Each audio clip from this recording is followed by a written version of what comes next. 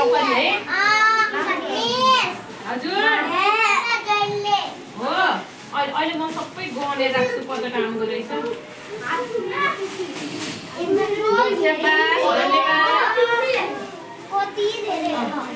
तिहारमा हाम्रो स्कुलमा भोलि 30 गते तिहार मनाइँदैछ कक्षा शिशु कक्षादेखि कक्षा 12 सम्म सेलरोटी खाने कार्यक्रम छ यसको लागि चाहिँ हाम्रो अभिभावकहरूले धेरै सहयोग गर्नुभएको छ बच्चाहरूको लागि संस्कृति झल्किने गरेर टपरी आफ्नै घरमा खोजेर बनाउनु भएको सालको पातको टपरी के प्रचलित हो यो सालको पातको टपरी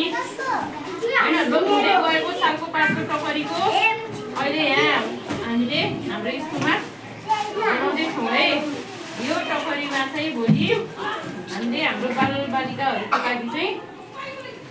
सेलरोटी तरकारी अचार यसमा गर्दैछौँ है ल आखा आज त कति धेरै जम्मा भयो है ल धन्यवाद ल सबैजनालाई धेरै धेरै धन्यवाद है यो चाहिँ त दुना हो नि कतिवटा भयो दुनाहरू चाहिँ धेरै छ है यसमा चाहिँ अचार खाने है हजुरहरूले